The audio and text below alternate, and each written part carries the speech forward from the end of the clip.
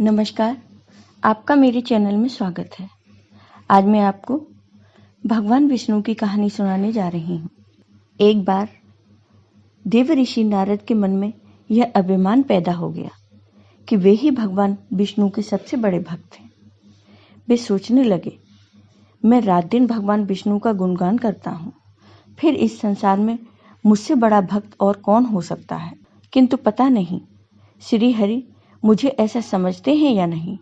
यह विचार कर नारद भगवान विष्णु के पास क्षीर सागर में पहुंचे और उन्हें प्रणाम किया। भगवान विष्णु जी बोले, आओ नारद, कहो कैसे आना हुआ। नारद जी बोले, भगवान मैं आपसे एक बात पूछने आया हूँ। भगवान विष्णु बोले, मैं तुम्हारे मन की बात जानता हूँ। नारद, फिर भी तुम्हारे मुंह से सुनना चाहता हूँ। नारद ने कहा, हे देव, मैं जीवन भर आपका गुणगान करता हूँ। पल पल हर क्षण मुझे बस आपका ही ध्यान रहता है। आप मुझे यह बताइए कि क्या मुझसे भी बड़ा आपका कोई अन्य भक्त है संसार में। भगवान विष्णु समझ तो पहले ही गए थे कि नारद को अपनी भक्ति पर अभिमान पैदा हो गया है, किंतु अपने मन की बात छुपाकर वे बोले, नारद, इस प्रश्न के लिए तुम्हें मेरे साथ मृत्युलोक चलना पड़ेगा। नारद बोले, ठीक है भगवान, मैं आपके साथ मृत्युलोक चलने को तैयार हूँ।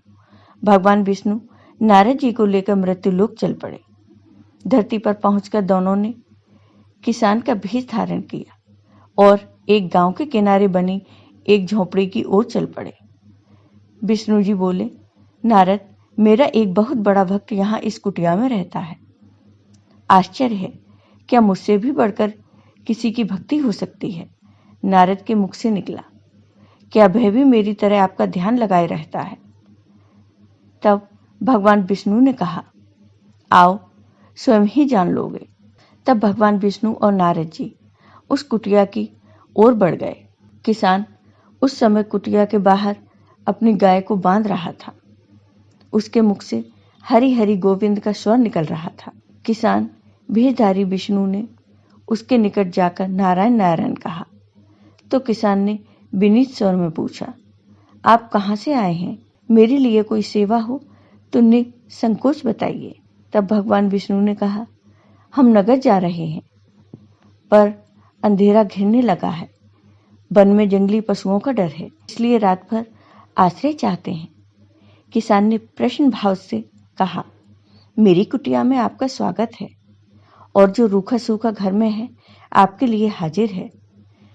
भगवान ने मुझे आप लोगों की सेवा करने का अवसर दिया, बड़ी कृपा हुई। बाहर दालान में एक खाट पर दोनों को बिठाकर किसान अंदर गया और अपनी पत्नी से कहा, देवी, दो अतिथि आए हैं। किसान की पत्नी उस समय अपने बच्चों को भोजन परोस रही थी। धीरे से आटे का बर्तन दिखाते हुए बोली, घर में इतना सा ही आटा है और ये बच्चे और भोजन मांग रहे हैं। किसान बोला, कोई बात नहीं, हम अतिथियों को भरपेट भोजन कराएंगे। तुम बच्चों को आज कांजी बनाकर पिला देना। नारद और भगवान विष्णु ने उन दोनों का सारा वार्तालाप सुना, फिर भी परीक्षा के लिए भोजन की थाली पर बैठ गए। जब दोनों भरपेट भोजन कर चुके तो नारद सोचने लगे, यह सीधा साधा गृहस्थ भगवान का सबसे बड़ा भक्त कैसे हो सकता है। उधर श्री हरि ने किसान से और भोजन लाने की फरमाइश कर दी। बोले, मेरा पेट अभी भरा नहीं है, क्या और भोजन मिलेगा? किसान रसोई घर में गया और जाकर पत्नी से पूछा, कुछ और भोजन बचा है क्या? पत्नी बोली, बच्चों के लिए कांजी बनाई है, बस यही शेष है। भगवान विष्णु और नारद जी वह भी पी गए। किसान और उसके परिवार को भूखे ही सोना पड़ा।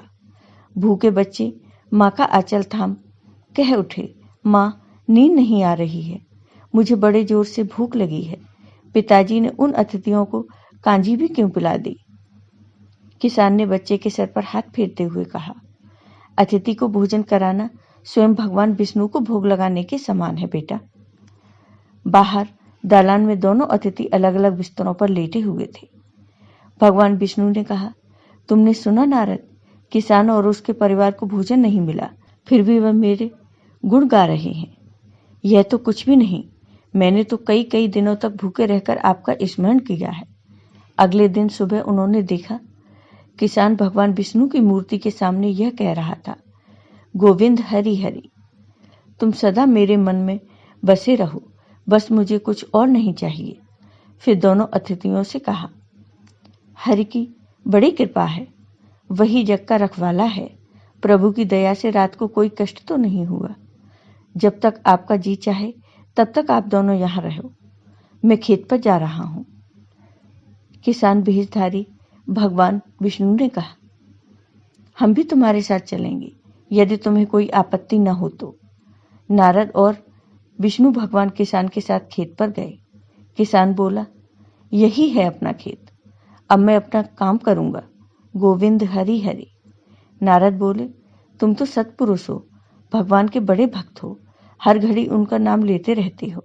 किसान बोला, अरे कहाँ, काम से जब भी थोड़ा बहुत समय मिलता है तभी उनका नाम लेता हूँ। नारद ने पूछा, कब कब मिलता है समय? किसान बोला, सुबह उठता हूँ तब, रात को सोता हूँ तब, और दिन में जब भी काम से समय मिल जाए। ओहो, समझा, नारद के मुंह से निकला। दोनों जब किसान से विदा लेकर चले तो नारद ने व्यंग्यात्मक स्वर में कहा, आपने सुना भगवान, वह सुबह शाम 2 बार ही आपका स्मरण करता है, जबकि मैं हर समय ध्यान करता हूँ, फिर भी आप उसे महान भक्त बताते हैं। नारद की बात सुनकर श्री हरि चुप रहे, किंतु मन ही मन उन्होंने कहा, कारण भी जान जाओगे नारद। भगवान विष्णु ने एक कलश को तेल से लबालब भरकर नारद को दे दिया और बोले, नारद, इसे अपने सिर पर रखकर बिना हाथ लगाए सामने वाली पहाड़ी तक ले जाओ। ध्यान रहे इस कलश में रखे तेल की एक बूंद भी जमीन पर गिरने न पाए। नारद बोले, यह कार्य सहज तो नहीं है। यह कहकर नारद ने कलश सिर पर रख लिया और पहाड़ी की ओर चल दिए। नारद पहाड़ी तक गए और लौट आए। भगवान विष्णु बोले, लौट आए नारद? ठीक है, अब यह बताओ कि इतनी दूर जाने और आने में तुमने कितनी बार मेरा स्मरण किया? नारद बोले, एक बार भी नहीं भगवान। करता भी कैसे? मेरे सारा ध्यान तो तेल और कलश की तरफ लगा हुआ था। तब भगवान विष्णु बोले, अब तुम ही सोचो, वह किसान दिन भर कठिन परिश्रम करता है, फिर भी 2-4 बार मेरा स्मरण जरूर करता है, और तुम एक बार भी मेरा स्मरण नहीं कर पाए। भगवान विष्णु की बात सुनकर नारद के अंतःचक्षु खुल गए।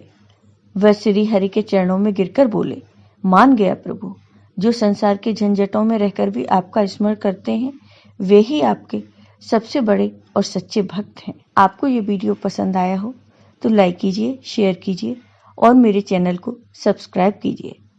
साथ ही बेल आइकॉन पर क्लिक जरूर कीजिए, जिससे हमारे वीडियो के नोटिफिकेशन आपको मिलते रहें। अगर आपको ये वीडियो पसंद आया हो तो कमेंट बॉक्स में ओम भगवते वासुदेवाय नमः जरूर लिखिए। धन्यवाद।